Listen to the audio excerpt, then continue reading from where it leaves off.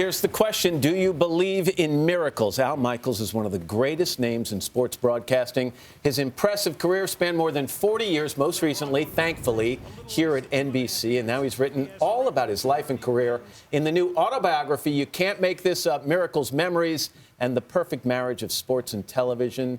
My hero, Al Michaels, good to see you. Haven't seen you since Sochi, exactly. We got over there just in time. Yeah, I know. You weren't kidding. You always wanted to be a sports broadcaster, even as your friends wanted to be professional athletes.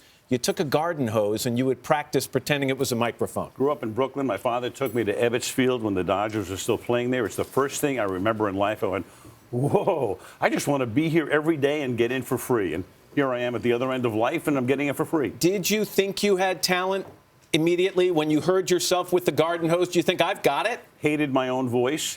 But you know what it is, Matt? It's a case of there's naivete as a child. So I'm dreaming all these dreams and going, oh, yeah, I can do that. And then you come out the other side and it happens and you go, oh, my God, how did that happen? And by the way, you didn't just immediately become a sports broadcaster when you got in television. You had some other weird jobs as well. I did. The things I did graduating after I got out of college, before I can get a broadcasting job, I helped pick the girls for the dating game, for Chuck Barris, Crazy Chuck. Or at least you told the girls you were working for the dating game. I was calling them up on a rotary phone, and hopefully somebody would answer, and that's how we would book them. 1980, The Miracle on Ice, okay? I'm sure you've been asked this 1,000 times. Did you know at the moment, at the instant, that that game would change your life forever? I did not.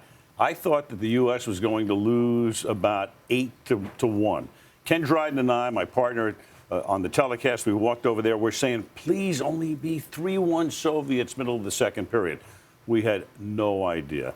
The words, do you believe in miracles? I mean, they became part of the vernacular. I will tell you that, and this is weird to admit, I go back 2 or 3 times a year and I watch at least the last 2 periods of that game, because really? I think your brilliance, people say it was those 10 seconds at the end, it is all through that game. I mean it.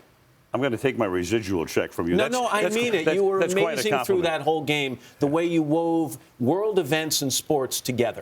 Well, you know what I loved about the end of that game and the Eruzione goal? Michael Eruzione scores with 10 minutes to go, and that turns out to be the winning goal. Mike told me a few years ago, he said, if I ever get a little down, I'll put that tape in. He said, the greatest thing about it, every time I shoot, the puck goes in. I think he also jokes that if he shot like a foot to the right, he'd be a parking lot attendant.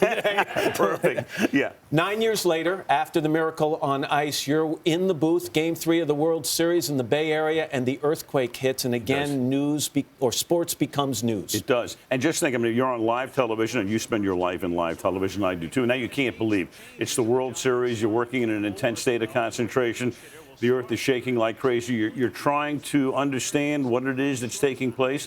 The one thing I remember about that very distinctly, Matt, is that it only lasted for 15 seconds, but it felt as if it lasted at least a minute. And at one point, we all thought, Jim Palmer and Tim McCarver and I, that we were going to be pitched out of the mezzanine and into the lower deck. We were fortunate. Sports and news collided at other times in your career. You were a co-worker and good friend of OJ Simpson's. Right. Colleague, neighbor, tennis partner. Nicole Brown Simpson? Knew everybody. I knew everybody in that scenario apart from Ron Goldman. What was your first reaction when you heard that OJ was being investigated as a suspect in Nicole's death and Ron Goldman's death? Stunning. First of all, you can't believe that anybody you know could be a part of a murder, a double murder. So at first it's like, what? This can't be possible.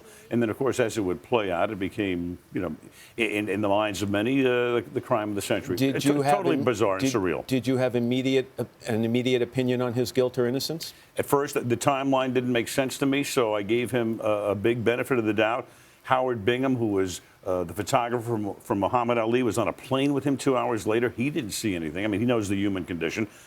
And it took a while before I would begin to understand when OJ would say things like, how can they think I did it as opposed to I didn't do it. It started to give me some pause. And there's so much in the book about the events you've covered and also the things you've missed at home because you were on the road covering those events. It's very poignant. It's also thrilling to relive some of these moments, Al. It's always fantastic. a pleasure. It's a fun trip down, little memory lane here. For all of us. Yeah. And again, the book, You Can't Make This Up. And you can read an excerpt at today.com.